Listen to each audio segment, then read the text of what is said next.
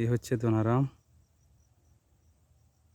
এই হচ্ছে কলমপুর। কলমপুর একদম দুপরিয়া হাওরের মধ্যখানে চলে গেছে। ইলাসপুরও ধীরে ধীরে দুপরিয়ার মধ্যখানে চলে আসতেছে। হাওরের ধানগুলা কিছু অংশ শিলাবৃষ্টিতে নষ্ট হয়ে গেছে, আর বাকি অংশগুলা খরাতে অর্থাৎ অতি রোদে পানি শূন্যতার কারণে কিন্তু ধানগুলা নষ্ট হয়ে গেছে।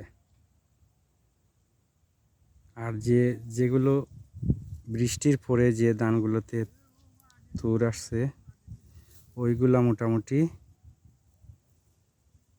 কাটার যোগ্য, বাকি কোনোগুলোই আর কাটার যোগ্যতা হারিয়ে ফেলছে, ধান নেই।